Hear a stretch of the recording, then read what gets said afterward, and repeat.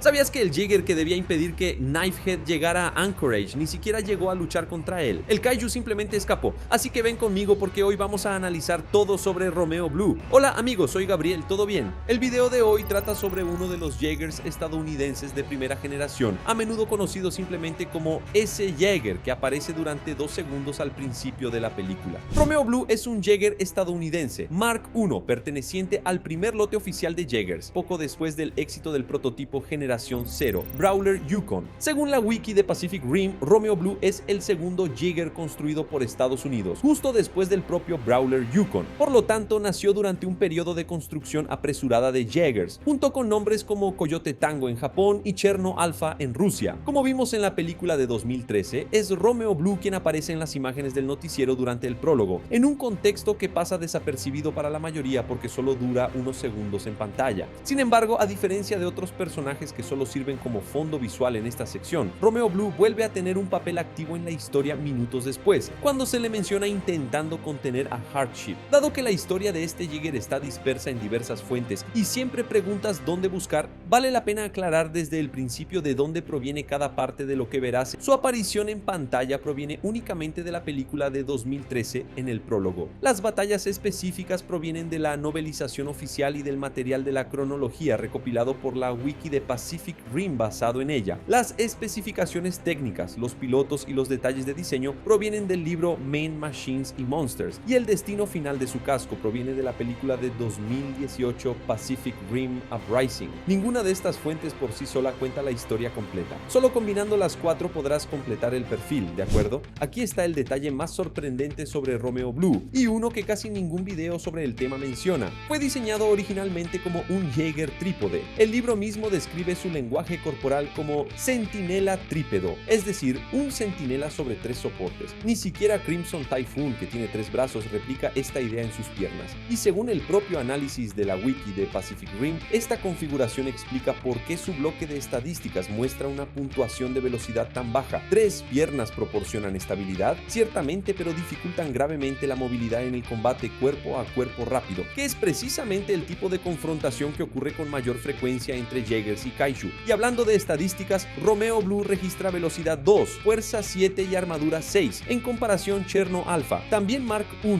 pero con un diseño completamente diferente, obtiene una velocidad de 3, fuerza 10 y armadura 10. En otras palabras, incluso dentro de la misma generación y el mismo año de lanzamiento, cada Jaeger nació con su propia filosofía de combate. Romeo Blue claramente no fue diseñado para intercambiar golpes con un Kaiju, basándose en la pura resistencia, sino más bien para mantener la posición con estabilidad, un perfil de combate mucho más defensivo que el resto de la primera generación. Este tipo de decisión de diseño también ayuda a explicar por qué el concepto de centinela tripedal nunca se repitió en ningún Jaeger posterior, ni en el Mark II ni en ninguna generación posterior. Al parecer, los ingenieros concluyeron en los primeros años de la guerra que la estabilidad adicional no compensaba la pérdida de movilidad. Respecto a la altura y el peso, no hay una cifra oficial y fija ni en metros ni en toneladas, solo la puntuación relativa que acabamos de ver. Aún así, cabe destacar lo que circula entre quienes estudian la franquicia en profundidad. La comunidad de fans lleva años debatiendo el peso de Romeo Blue y dicen que varía entre poco más de 2.000 toneladas y más de 7.000, dependiendo de la comparación visual o el recálculo que utilice cada análisis. Es una variación enorme, lo sé, e incluso entre los fans no hay consenso. Según el libro que revela detalles sobre el rodaje, los pilotos de Romeo Blue eran Bruce Jules y Trevin Mackenzie, lo que sugiere que no estaban emparentados, a diferencia de muchos de los dúos más famosos de la franquicia, como los hermanos Beckett en Gypsy Danger o la pareja Kaidonovsky en Cherno Alpha. Esto en sí mismo es una curiosidad digna de mención. La franquicia suele reforzar la idea de que los lazos familiares o emocionales ayudan a la sincronización en el drifting, y Romeo Blue es uno de los pocos ejemplos documentados de un dúo sin este parentesco declarado que logró una exitosa carrera en el mundo del combate. Se ha difundido ampliamente, incluso en recopilaciones de cronologías hechas por fans, que los dos se llamaban Bruce y Trevin Gage, un apellido compartido que sugiere parentesco,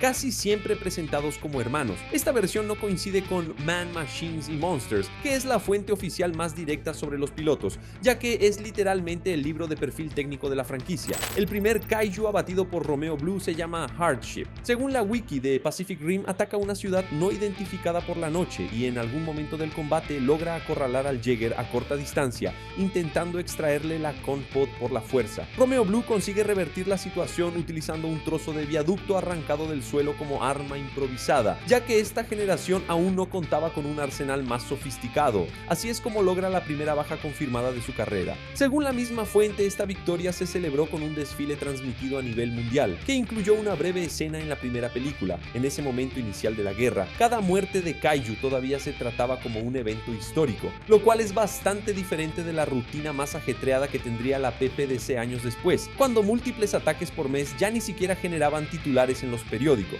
La segunda victoria confirmada de Romeo Blue tuvo lugar el 22 de julio de 2019 en San Diego, contra el kaiju de categoría 2 Clawhook, y aquí entramos en nuestra primera comparación directa con Gypsy Danger. Como vimos en la cronología oficial, ambos lucharon codo con codo junto a un tercer Jaeger estadounidense, Chrome Brutus, cuyo papel en esta pelea resultó decisivo incluso sin recibir el crédito final. Fue Chrome Brutus quien logró contener a Clawhook, inmovilizando al kaiju lo suficiente como para que Romeo Blue y Gypsy Danger pudieran terminar la pelea juntos. Hasta donde llega la documentación, este es el único kaiju que Romeo Blue y Gypsy Danger derrotaron juntos, un detalle que cobrará importancia en breve cuando abordemos un error que la propia Legendary cometió en el material oficial de Uprising. Cabe mencionar de paso que esta batalla a tres bandas también revela algo sobre cómo operaba la PPDC en aquella época. Rara vez un Jaeger se enfrentaba solo a un kaiju cuando había otro disponible en la región, pero aquí estamos ante el evento más incomprendido de toda la trayectoria de Romeo Blue.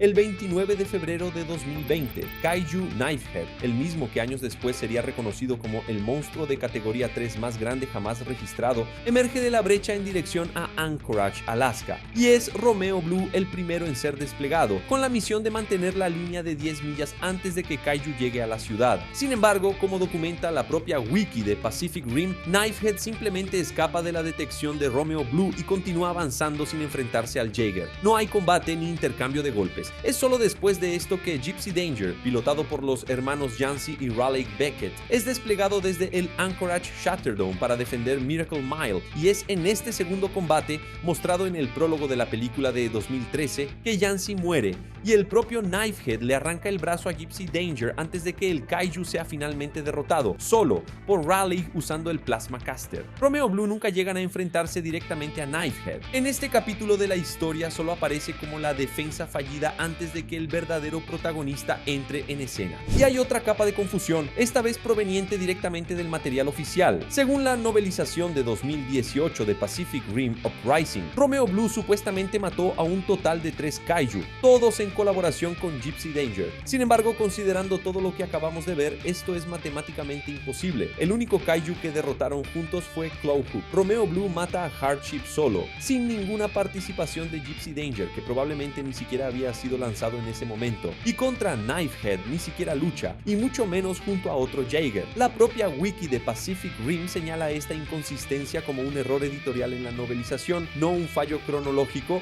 otro caso más común en esta franquicia donde el material oficial se contradice. Es similar a lo que ocurre con el tonelaje del Knifehead, que varía entre el libro de detrás de cámaras y la película, o con la marca del Cherno Alpha, que en el plano aparece como Mark IV, pero el propio guionista Travis Beacham la corrigió públicamente a Mark I. Este tipo de error refuerza un punto que ya he mencionado: no todo lo que se publica oficialmente coincide, pero aquí está la verdadera razón por la que tanta gente confunde la muerte de Romeo Blue con la batalla de Knifehead. Su destrucción real ocurre más tarde, en una fecha no definida con precisión por la documentación oficial, pero situada entre la batalla de Knifehead en 2020 y el final de la guerra en 2025. Según el material recopilado en la cronología de la franquicia, a Romeo Blue se le asigna la defensa de una ciudad no identificada. Algunas fuentes citan Seattle contra un kaiju que tampoco recibe un nombre documentado, a diferencia de prácticamente todos los demás enfrentamientos relevantes en la franquicia, que generalmente al menos nombran al enemigo. Durante la batalla, el kaiju arranca el brazo del Jaeger y aplasta la Compod, matando instantáneamente a Bruce y Trevin, los dos pilotos. Es precisamente de este desguace de Santa Mónica de donde procede la pieza más tangible del legado de Romeo Blue. Según la película Uprising, la joven Amara Namani consigue recuperar parte de su fuselaje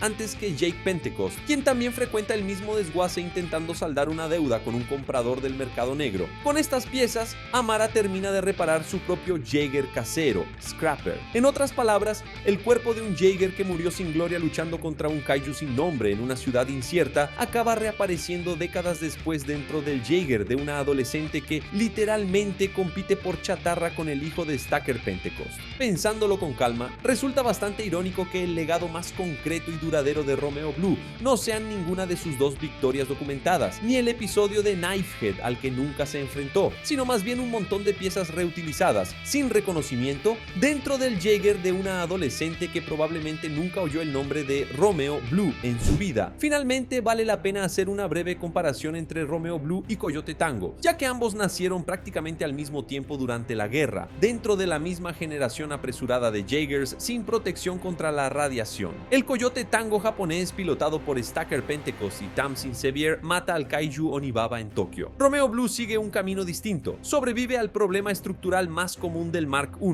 la radiación, pero sucumbe precisamente ante el tipo de amenaza que ningún escudo puede solucionar, un kaiju lo suficientemente fuerte como para arrancar un brazo y aplastar la cabina de mando en un solo combate directo. 2 Jaegers de la misma generación, 2 tipos de vulnerabilidad completamente diferentes y 2 legados opuestos. Coyote Tango se convierte en parte de la historia personal de uno de los personajes centrales de la franquicia, mientras que Romeo Blue se convierte en una anécdota, recordado más por lo que no hizo contra Knifehead que por lo que realmente logró en el campo de batalla.